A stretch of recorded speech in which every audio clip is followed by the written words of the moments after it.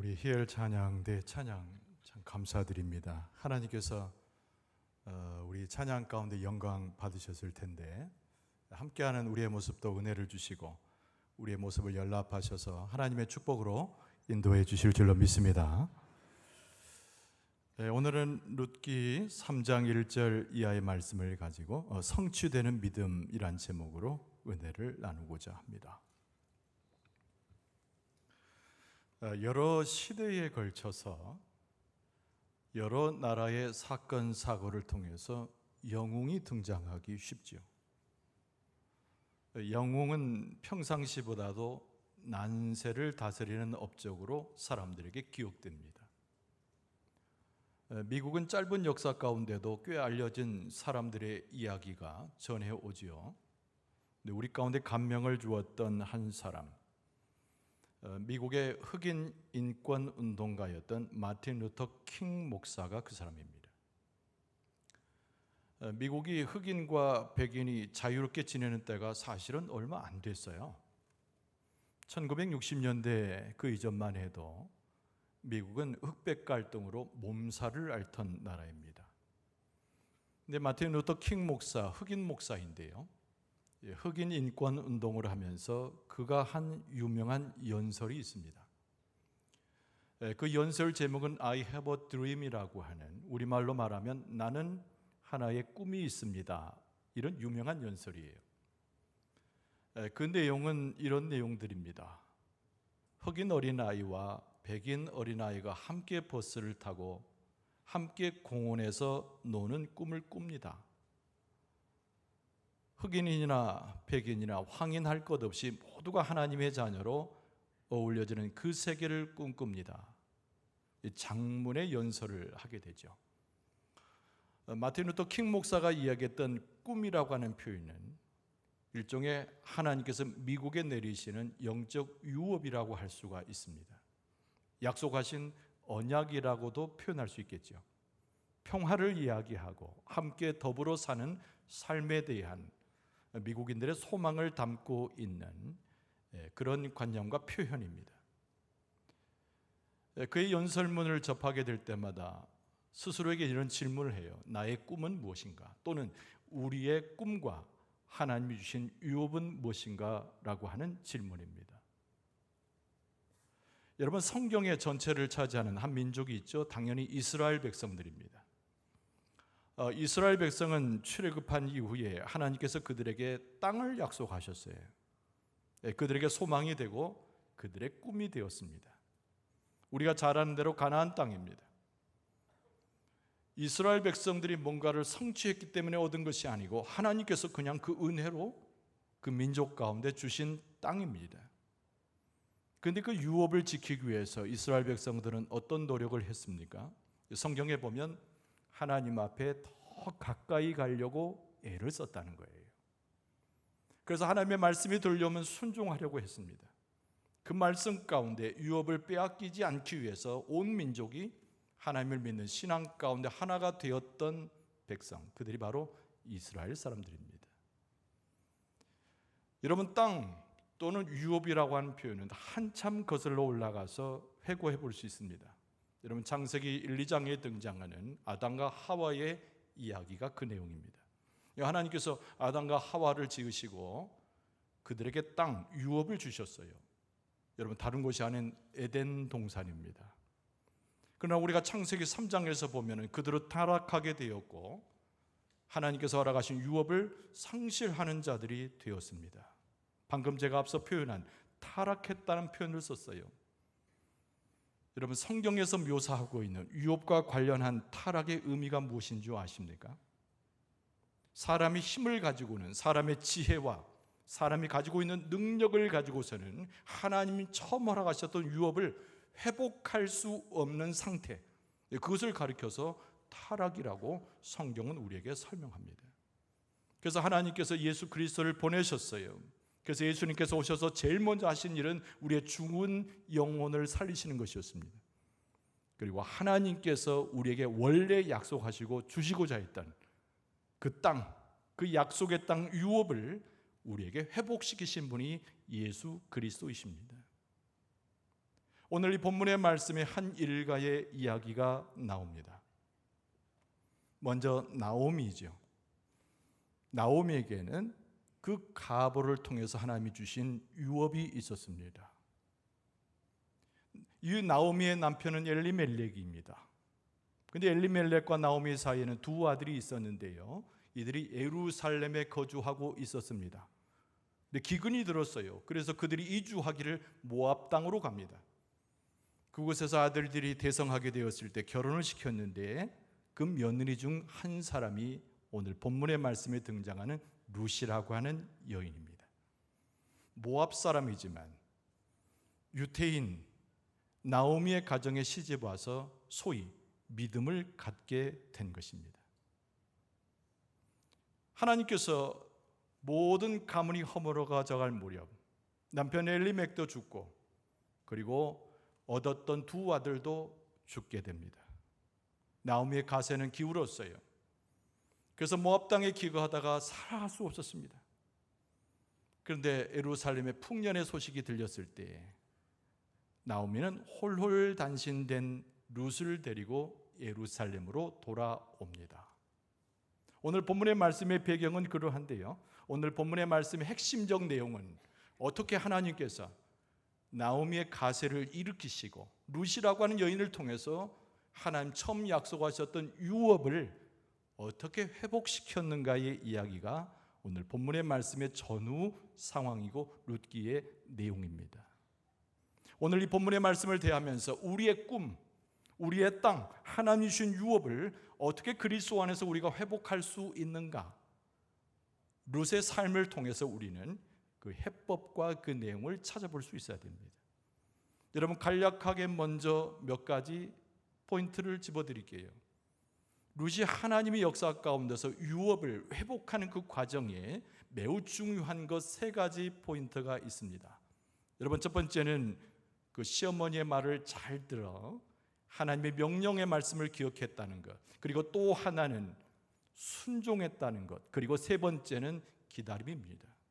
이 결론에 가까운 이야기입니다만은 이 세 가지 표현을 기억하면서 오늘 본문의 말씀을 함께 우리가 묵상해 보는 것이 큰 의미가 있습니다.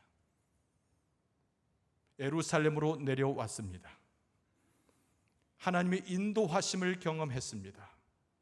모압 여인, 이방 여인이었으나 나오미로부터 이어받은 룻의 신앙, 그는 유업을 회복하시는 하나님의 역사 가운데 오늘 본문의 말씀은 룻의 신앙을 어떻게 묘사하고 있는가? 여러분, 첫 번째는 하나님의 말씀을 잘 듣는 룻의 신앙을 표현하고 있습니다.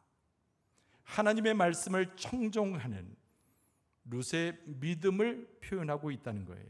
여러분, 1절 말씀에 보면 룻의 시어머니 나오미가 그에게 이르되 내 딸아, 내가 너를 위하여 안식할 곳을 구하여 너를 복되게 하여야 하지 않겠느냐, 이렇게 말씀하고 있어요. 너를 복되게 한다는 말씀은 유업을 되찾는 것을 의미합니다. 근데 그 방법론에 있어서 시어머니 나오미가 룻에게 한 얘기는 너를 위하여 안식할 곳을 구하여, 이 방법을 이야기하는 거죠. 결혼해서 다시 재가해서 남편을 맞이하여 가문을 세운다고 하는 말이 안식이란 말 속에 들어가 있는 겁니다. 룻이 감당하기 어려운 시어머니의 권고의 말씀이에요. 그런데 그 어디에도 룻이 토를 달고 대꾸했다는 표현이 안 나옵니다. 조용히 듣습니다. 그리고 어미의 시어머니의 그 말이 하나님께서 자기에게 들려주신 말처럼 룻은 거기에 집중하여서 시어머니 앞에 무릎을 꿇은 모습으로 시어머니의 말을 경청하고 있는 것이죠. 듣고자 하는 룻의 심정, 청종하고자 하는 룻의 모습, 그것은 전혀 계산적이지 않는 하나님 앞에 순수한 믿음이었다는 것을 우리는 먼저 알게 됩니다. 자신의 장래가 어두컴컴하고 제거한다는 부분은 불가능해 보였으나 장래와 결혼, 자기의 생존의 문제까지도 시어머니 그 넘어서 하나님께 모든 것을 맡기면서 여호와 하나님 오직 한 분만을 굳게 붙들고 있는 바로 룻의 신앙의 모습을 여기서 엿볼 수 있습니다. 여러분, 믿음 그러면 누가 생각이 납니까? 당연히 아브라함을 떠올리게 됩니다. 창세기 12장 이후에 아브라함의 믿음은 많은 곳에서 우리에게 교훈을 주죠. 그런데 아브라함의 모습 속에서 우리가 배울 수 있는 매우 중요한 것이 하나 있어요. 여러분, 그것이 뭔고 하니, 하나님의 명령을 받을 때 아브라함의 모습은 참으로 선명하고 정확하게 하나님의 명령을 받았다고 하는 특징입니다. 혼돈한 것이 없어요. 헷갈림이 없습니다. 마음 가운데 주저주저 않습니다. 아브라함의 믿음의 특징은 하나님의 말씀이 임하고 하나님의 명령이 들어오고 하나님의 지시가 있을 때 아주 선명하고 정확하게 하나님의 말씀과 그 명령을 포착하는 영성이 아브라함의 영성이었다는 겁니다. 여러분, 세계적인 역사를 통해서 볼 때 한국 교인들처럼 그렇게 기도 많이 하는 민족이 없다고도 이야기합니다. 기도에 힘써서 140년의 역사 동안 교회 부흥을 이루어왔습니다. 새벽으로부터 밤늦게까지 부르짖어 밤새워서 기도하는 특징이 한국교회 교인들의 모습입니다. 여러분, 기도는 잘하는데 우리가 가장 약한 부분이 있어요. 하나님 앞에 아뢰기는 잘하고 부르짖어 기도하긴 좋아하고 금식 기도까지 나가는 용기가 있으나 하나님의 음성을 듣는 데에는 굉장히 서툴다는 것이 우리의 약점입니다. 그래서 기도하는 가운데 하나님의 음성이 들려지기도 해요. 근데 그 음성을 우리는 분간합니다. 내게 유리한 것이 있으면 척받지만 내게 불리하고 어쩐지 꺼림칙하면 내게 잘못된 응답이고 저 아무개에게 내린 응답이 내게 오지 않았나? 이렇게 생각하기 쉽다는 거예요. 쉬운 하나님의 응답이 내려지면 얼른 받지만 어려운 일에 대해서 하나님이 명하시면 깊이 하고 애써서 외면하려고 하고 하나님의 음성을 피해가려고 하는 것이 우리의 모습이 된다는 거예요. 내가 하나님의 음성을 듣고자 할 때, 하나님의 음성을 기도 가운데 들었을 때, 예배 가운데 주의 음성에 집중할 때 우리의 영적인 상태가 과연 하나님이 주신 말씀을 명확하게 받을 만한 준비 상태가 되어 있는가? 여러분, 룻의 이런 철저한 듣고자 하는 그의 신앙의 모습을 보면서 우리는 깨닫습니다. 하나님 앞에 순종하여 축복을 받기 위해서는 제일 먼저 할 일이 하나님의 음성에 청종하여서 그 말씀을 잘 듣는 것에서부터 우리의 순종과 하나님의 축복의 통로로 오는 사실을 경험할 수 있다는 거예요. 할렐루야. 오늘 말씀을 함께 하면서 예배하면서 하나님의 놀라운 형상을 보면서 우리가 잠자코 있어서 기다리는 심정 가지고 귀를 열어서 집중하여 하나님만을 바라보고 하나님의 음성을 듣는 데 성공하는 여러분과 저의 모습이 될 수 있기를 바랍니다. 여러분, 룻의 두 번째 특징이 뭔고 하니 그의 신앙은 절대적으로 순종하는 믿음이었다는 겁니다. 따라서 합시다. 하나님의 말씀에 절대 순종하는 믿음이어야 합니다. 순종하되 절대적으로 순종한다는 거예요. 여러분, 이 표현을 꼭 기억해야 됩니다. 5절 말씀에 룻이 드디어 시어머니에게 이렇게 이야기하는 말씀이 기록됩니다. 룻이 시어머니에게 이르되 어머니의 말씀대로 내가 다 행하리이다 이렇게 말했다라고 기록하고 있습니다. 어머니의 말씀대로 내가 다 행하리이다. 하나님께서 말씀하신 대로, 그리스도께서 말씀하신 대로, 성령께서 말씀하신 대로 내가 다 행하리이다. 할렐루야. 이것이 우리가 응답이 되고 하나님 앞에 드릴 우리의 하나님의 말씀에 온전히 드려지는 우리의 심정과 표현이 되어야 될 줄로 믿습니다. 여러분, 룻의 믿음이라고 하는 것은 다른 일을 생각하고 있지 않아요. 자기 시어머니 나오미만 생각하고 홀로 된 시어머니를 사랑하고 평생토록 시어머니 나오미만을 섬기겠다라고 약속하고 결단하는 그의 모습입니다.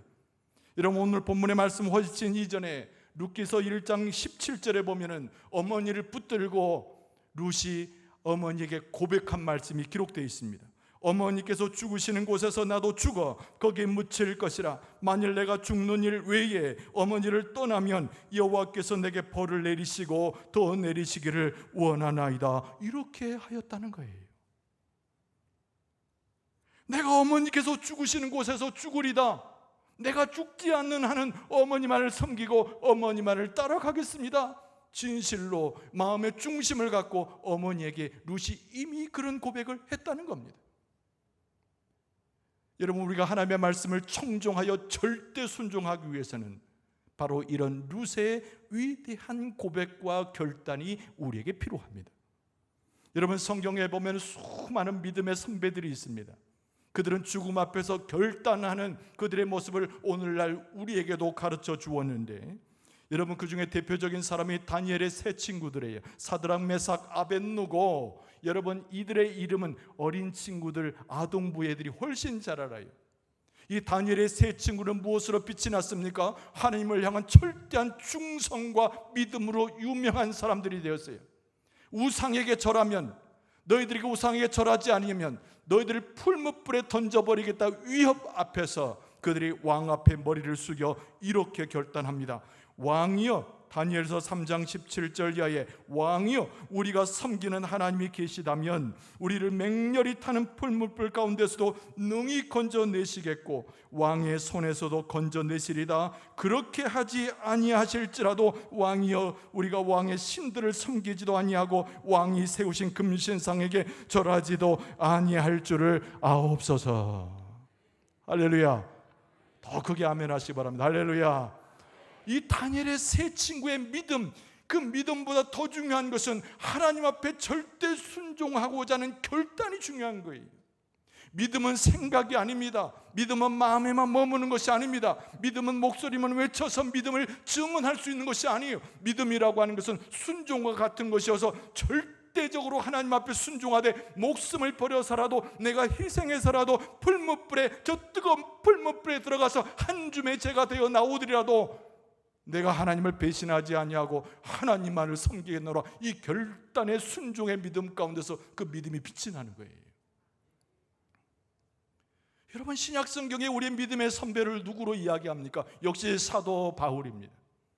사도 바울은 온갖 고난과 어려움 속에서도 예수 그리스도의 십자가를 바라보며 늘 충성을 맹세하고 하나님의 주신 말씀 가운데 절대적인 순종을 행했던 자가 사도 바울입니다.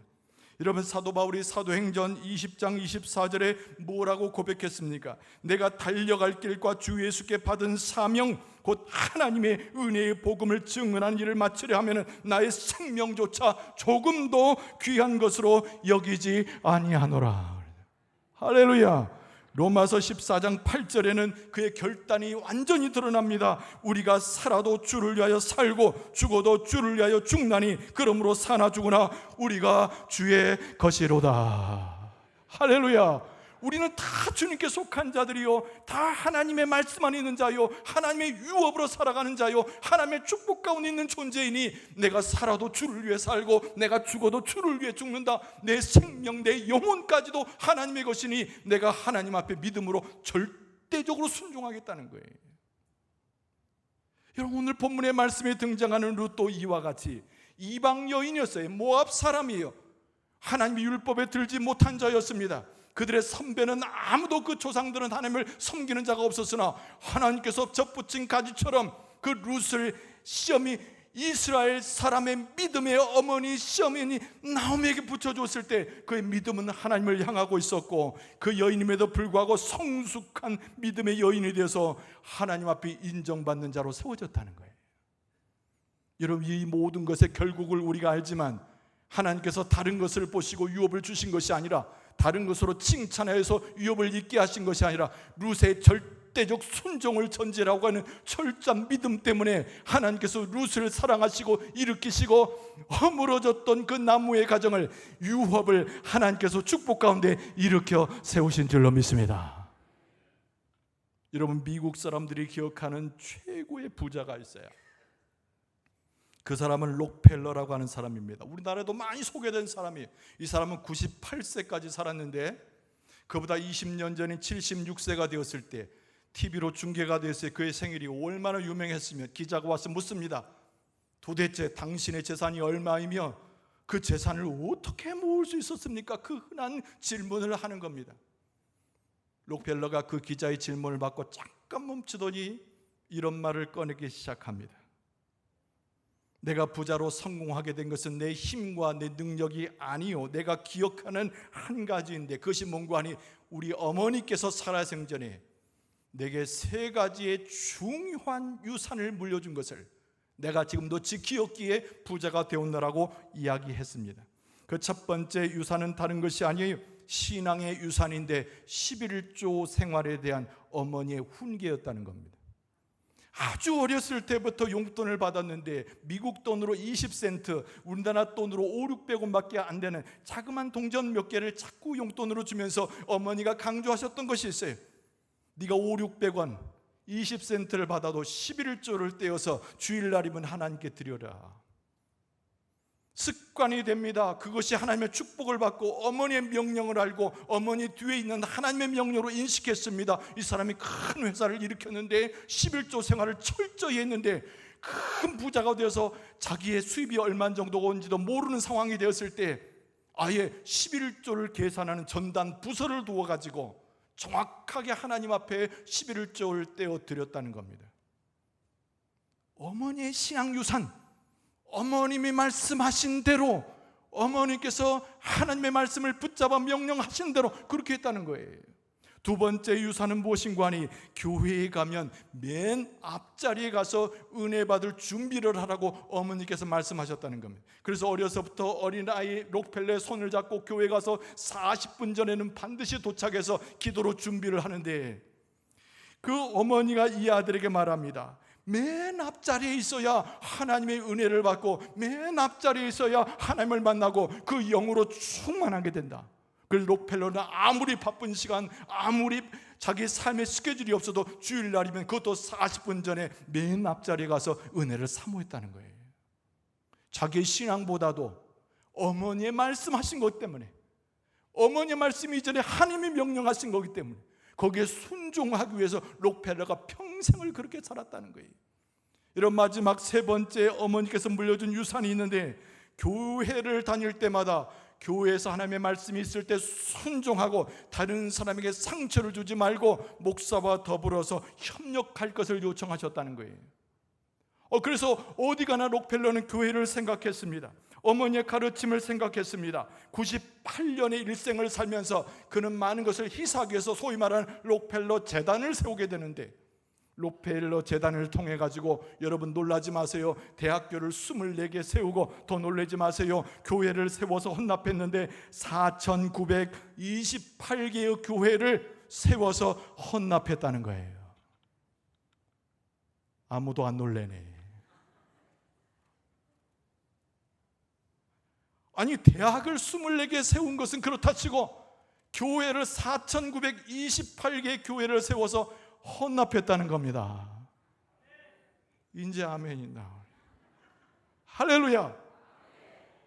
그러니까 록펠러가 누구의 말씀대로? 어머니의 말씀을 따라서, 어머니의 뒤에 있는 하나님의 말씀을 따라서 그렇게 제단을 통해서 하나님 앞에 드리고 헌납하고 절대적인 순종을 했다는 겁니다. 록펠러는 늘 이야기해요. 순종했더니, 어머니의 말씀을 따라갔더니, 하나님의 말씀을 따라갔더니 내 인생이 변하고 모두가 변하고 하나님의 축복이 저절로 들어오게 되었습니다.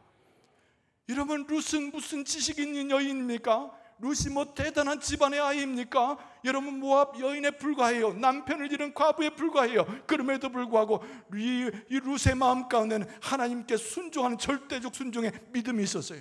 그 믿음 때문에 어머니의 말씀에 순종하고 더 나아가서 하나님의 말씀에 순종하다가 하나님께서 룻에게 그리고 나오미의 가정에 유업을 다시 되찾아주어 축복을 받게 될 줄로 믿습니다.